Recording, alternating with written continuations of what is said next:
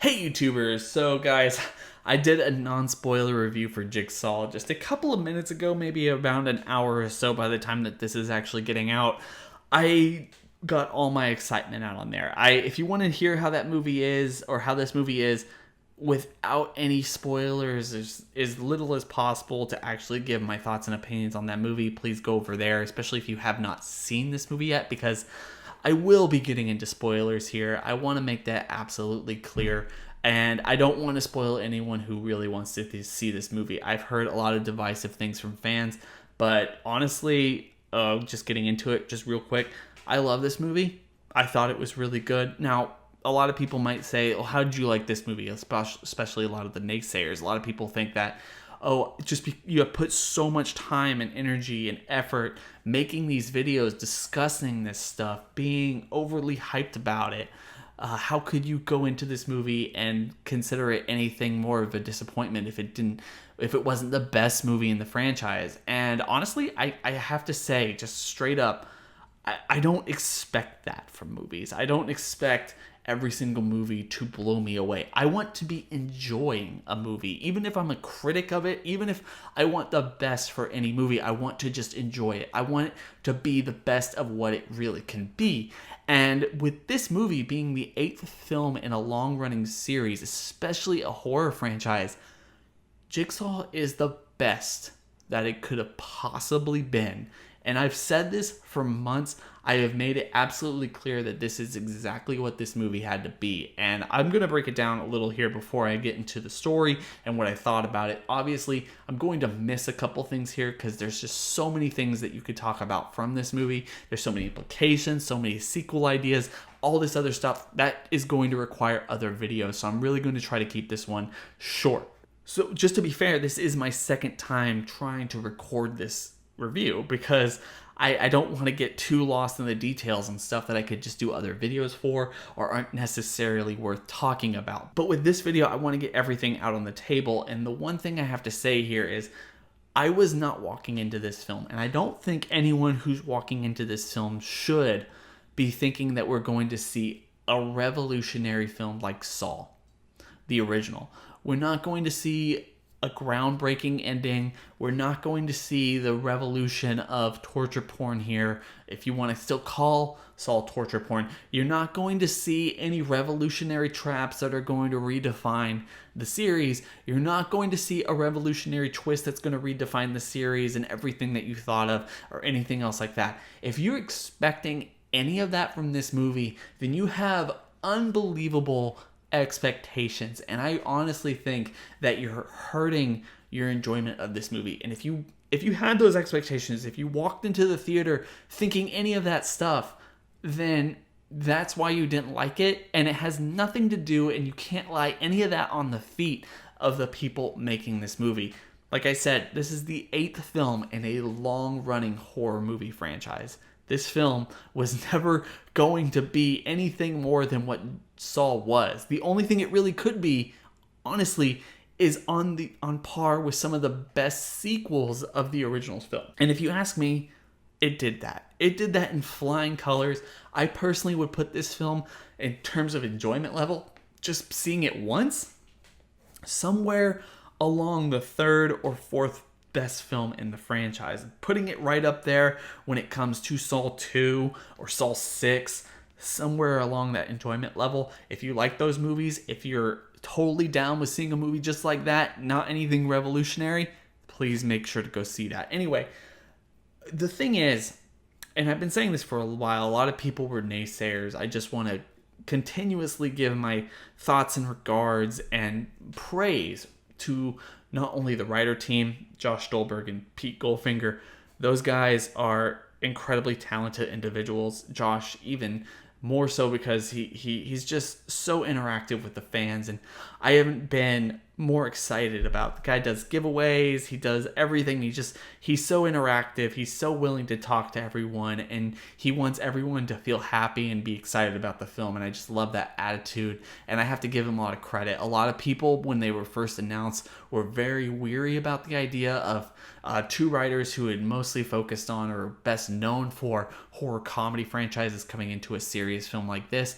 but I really thought they brought their A game. There was some really fun, interesting moments in this movie that I personally loved, and I don't think would have ever come across if these guys weren't in the writing group, really, to bring this film to life. And I have to say, you got to give them credit. I personally think that they did the best that anyone could have, really, with this story. And I'm just so excited that hopefully hand to God, I really hope that they come back for the sequel. I really do. I'm letting my fanboy come out here, but I really do. Anyway, at the same time, you have the Spielberg brothers, the directors of the movies.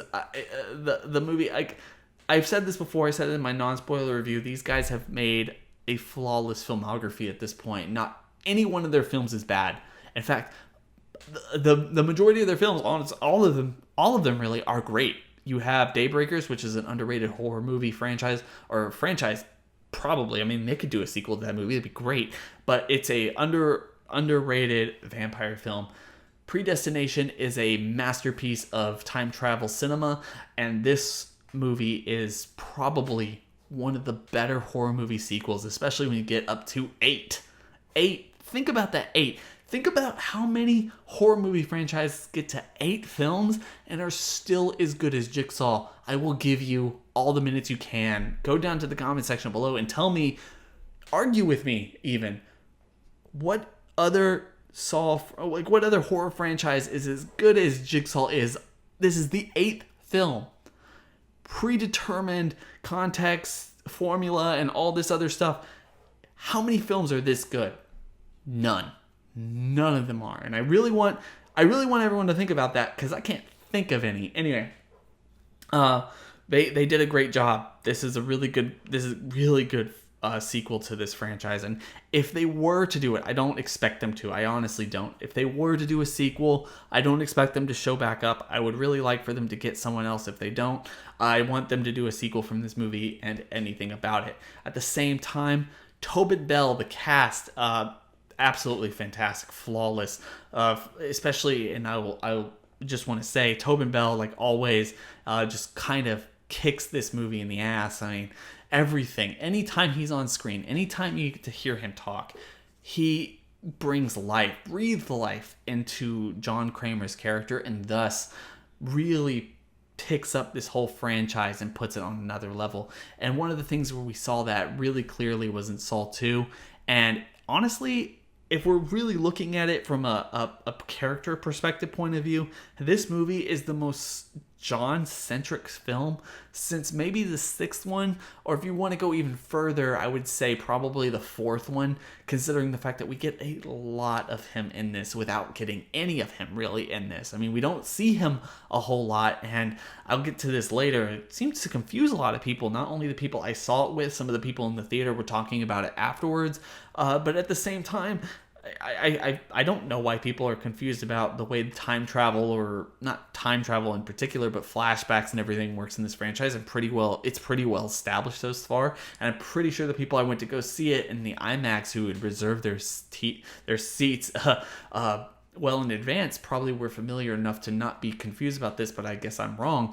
But Tobin Bell really brings his A game with this movie. He's always a pleasure to watch, and like I said, even though we don't get to see him a lot, I'm so glad they brought him back. This franchise would not be the same without him, and even though he's been dead for way more films, like this is the 5th film he's literally been dead in without actually being in the film or being alive, he still brings so much life to it. It's fantastic. And then you have, and I don't want to push off everyone else, obviously you have some really awesome characters outside of this, actors, but if I'm going to give shine to any other person, it's going to be Hannah Emily Anderson.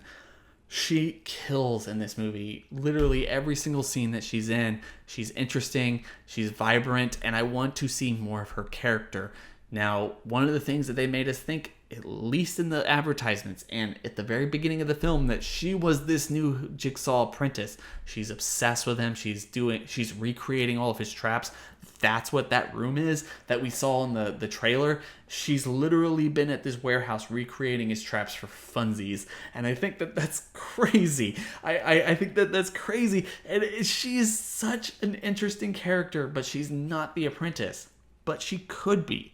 She could be swept up into this. And I personally think that would be a really good sequel concept. I would really want her to come back. And if she doesn't come back for the sequel, I'm going to say I'm going to be disappointed.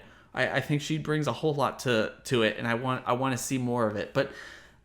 And at the same time, you also have Laura Vandervoort, who I've been saying this whole time was going to be really good. You have Mindell Petals. He's also very entertaining, and anyone else on the screen is just pretty much fun. No one really sucks in this movie. I feel like most people really did the best they could, and it really shows. This is probably some of the better acting that we've seen in all the Saw movies. As much as anyone wants to debate me on that, I really think that that's absolutely true. And you have to put a lot of that on the feet of the Spielberg brothers. I feel like they always bring out more from the people that they work with. But I want to get into, before I get into the story aspect, and just kind of, I guess, go over it briefly in here, because I don't want to go over it so much. But I just want to say, if I have some things that I don't like in this movie, it's really, honestly, the traps. Now, obviously, I've said this, I made it very clear before I'd seen the movie or anything else like that. Traps are not my main focus when it comes to the Saw movies. They're not things I seek out. They're not things that I want to see. And that is where this movie really shows its cards. And I don't know who came up with these traps or why they came up with or something like that.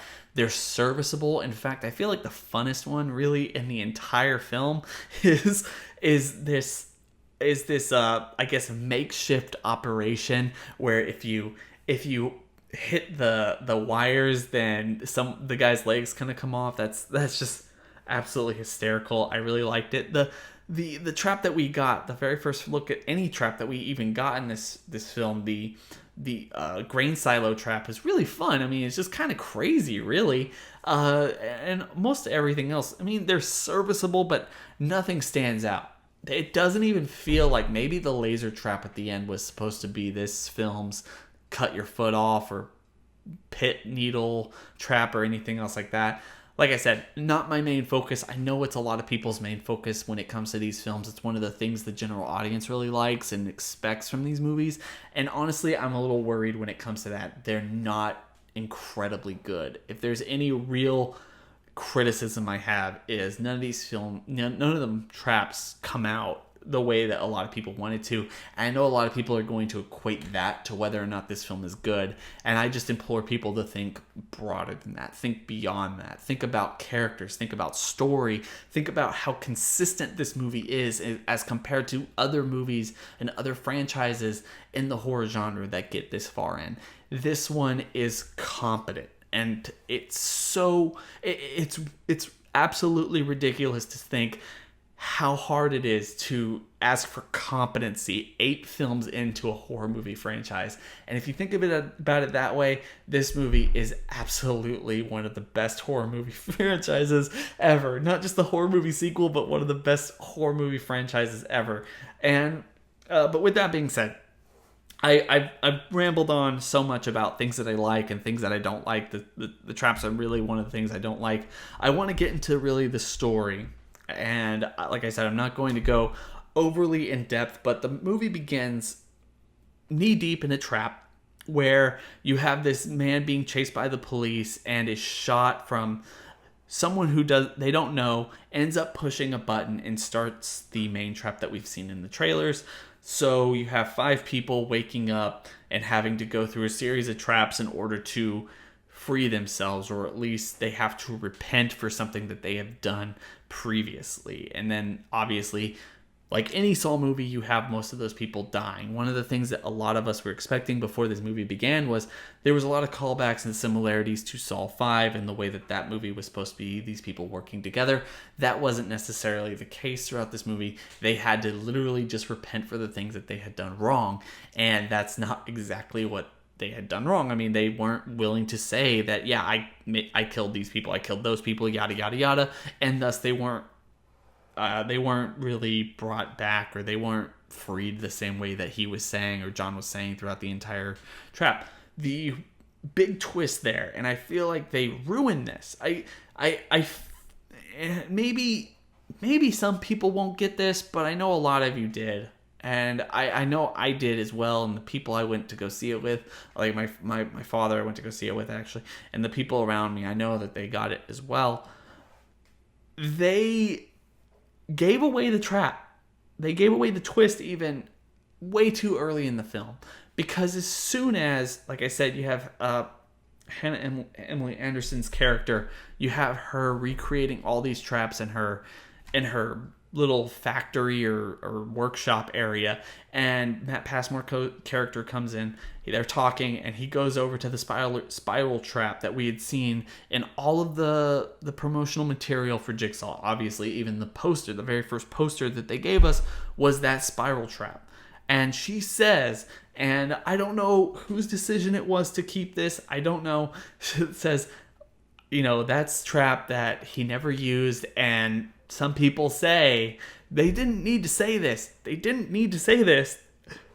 Some people say it was a trap that no one ever found. Once she says that, that trap is being taking place in the past. And you know that, yeah, it is John talking to them. It is John recording those messages because John is still alive. You don't know how far in the past, but considering the way that they were explaining it, it had to be sometime after Cecil, if Cecil still counts. Because one of the things I think in this movie, and I think it's really worth debating, is whether or not Saw 4, 5, 6, and 7 still count. Yes, they do talk about John Kramer's autopsy. That's fine.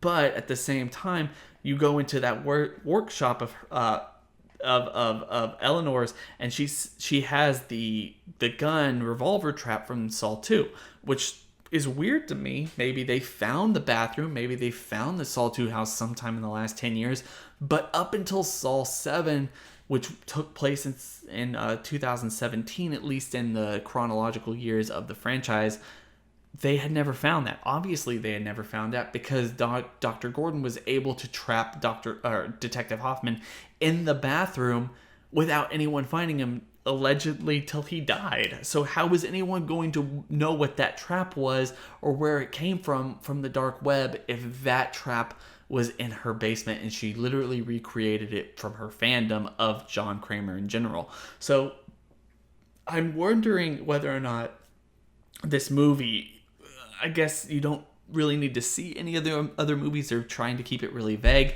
They never talk about Hoffman at all. I'm wondering, was this movie, did it erase the timelines? Obviously, I think the answer there is no. But did it erase Saw 4, 5, 6, and 7? The answer is no.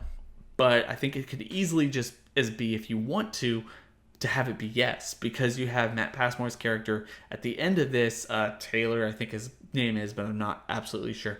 You have him being the new Jigsaw apprentice. He obviously works very closely with the police. He obviously has medical training and is a strong type of person. He could have been helping this whole time. You could completely erase Hoffman if you want to, and you could take Saw 1, 2, 3, and 8 as its own new formula, the same way that you do with most other horror movie franchises. Like, I guess you could do the same thing with Nightmare on Elm Street, even though that's kind of consistent. Friday the 13th is kind of consistent. Halloween is overly inconsistent. So it's really up in the air whether or not that's true, but it was something I was scratching my head about at the end of the movie, was if they were going to point out that no one's ever seen this trap before, the spiral trap, but he wasn't wondering what exactly the revolver trap was. It was, okay, maybe they did find the Saw 2 house that's and they found the bathroom, they found Hoffman, and that's why no one really thinks that Jigsaw was going to come back. But it also really begs the question is, why wait 10 years in order to bring back Jigsaw? I mean, there was no real indication, or maybe I missed it, as to why it was necessary to bring Jigsaw back at that particular time. And I think that that's one of the things that they really needed. And if they do a sequel, they probably need to bring this up at some point, is why 10 years later was it important to bring John Kramer back? One of the things I do want to say here, because I noticed a lot of people walking out of the movie theater talking about this, and as I interacted with some of my friends, longtime friends who really love these movies, they were unaware or very confused with the fact that John Kramer, whether or not he's still alive, or whether this is a flashback, or how this all really worked out. I have to make it clear, and I'm sure most of the people listening to this understand, that everything that we see from John Kramer is in fact just a flashback. I mean, all of it takes place even before Amanda was involved. All of it takes place even before Hoffman was involved, or anything else like that. We have an apprentice who has been around for longer than anyone else, and a lot of people are going to say it's an asshole. A lot of people are going to say that it doesn't make any sense. But I want to talk one last thing about this, and I know I've been rambling a lot here, but I just want to get all my thoughts and opinions out for the most part. And obviously this is the biggest issue for a lot of people coming out of the movie. The one thing that I heard everyone talking about and everyone's asking me about is, how does this make sense, and why is this guy now an apprentice? How long has he been a part of all this stuff? And as I've already said, I don't know why he's been waiting 10 years to start it all up again. That wasn't really brought up in this movie, and I really hope they address it in future sequels. But I have to say, I'm really liking the fact that he is involved in what he gave to John. One of the things that they said going into this movie, the Spirig brothers said that this was going to be a movie with John Kramer's DNA all over it. And of course that was kind of a joke, considering the fact that the trailer had already given us evidence that, yeah, one of the things they're going to find on these people is DNA from John Kramer. How is that possible? The guy's been dead for 10 years. And anything else like that. I know that's one of the things that really confused people going into the ending of this movie. But lo and behold, at the end of it, John Kramer's dead. All this stuff is taking place in the past, and it happens before Amanda and Hoffman are even on board. The thing I love about this ending, really, the thing I absolutely love about it is this trap throughout the entire film takes place after Cecil. It has to. Because we all know that Cecil was the original trap. Cecil was a great original trap because, yes, he was connected directly with John. He was the reason that Gideon died, and the Saul trap fails. The chair breaks. John doesn't have a complete control of the situation, even though, as he says in Saul 5, if you're good at anticipating the human mind, you leave nothing to chance, and he was ready for that possible outcome if need be. The thing I love about this trap is it continues the same ideology from Saul 4 and brings us into John's philosophy growing into Saul 1 and Saul 2 and Saul 3 and onward. Is in this movie, he targeted people he knew about and had a personal obligation to judge. It wasn't just Cecil now. It was all these people that he had a personal connection to and was able to see the wrongs that they have done and judge them, test them, get them to find their way. And one of the things that is inconsistent with that, from what we've seen from obviously the earlier films in the franchise that take place later in the timeline, is it's just not the John that we're aware of. It's not the John that we know from Saul 2 or Saul 3. It's a completely different person. So how does that all make sense? Well, if you look at what Matt Passmore's character is saying at the very end of this movie is, I speak for the dead. I do this. I do this. You know, he's taking over the legacy of John after all this time, saying, I do this. I do this. It is a direct... It's pointing to us as the audience as a direct indication that if it wasn't for this person, if it wasn't for his connection with the police, I mean, obviously, take it as you will. A lot of people thought it was implied that Hoffman was the one who connected him with the police and everything else like that in the original films. But if it wasn't for these connections, if it wasn't for this outlook, then John wouldn't have created the philosophy that he was rambling on about in Saw 2 and Saw 3. This guy coming in, working together, and everything else before Hoffman and Amanda came in to the story really built up everything that we'd seen prior. They helped each other, they grew with each other, and they worked so closely in tandem that the philosophy grew from them. So we have a character now who is a direct disciple, a direct apprentice, a direct continuation of the legacy of John Kramer. And personally, if they were going to do anything less, I don't think it would have worked. You know, the whole cult mentality, bringing John back or anything else like that, honestly, they had to do this in order to bring these films forward. And I'm really excited that they did that. I'm really excited to see where they go with the next film. And honestly, as much as a lot of people might not like this movie, I have to say, I'm just so excited. This movie is everything I wanted it to be, and I want to hear everyone's thoughts and opinions in the comment section below. But with that being said, guys, I'm going to leave it at that. Don't forget to like, comment, and subscribe. Hit that bell over by the subscriber button to notify you every single time I upload. We got a lot of Jigsaw discussion videos coming down the road. I mean, stuff I talked about here just in more detail. I'm pretty sure I want to get in touch with Jacob sometime soon. We're going to be talking about this in greater detail. I mean, there's just so much that I didn't go over here that could be gone over at some point or at some level for this film. Also, just to hear his thoughts and opinions would be great as well, as opposed to mine. So anything else like that, guys, so much other stuff in this channel. It's going to be very exciting going forward. And hopefully we get news after maybe a good run this weekend for the box office. Maybe we get some good news and get a sequel fast-tracked or greenlit for a year or two from now or something else like that. So guys, I hope everyone enjoyed the movie. I hope everyone enjoyed this review. I hope everyone also goes down to the comment section below and shares your thoughts and opinion as well. But with that being said, guys, I hope everyone would like, comment, and subscribe. Hit that bell over by the subscriber button to notify you every single time I upload. I hope everyone has a good day. It's been real.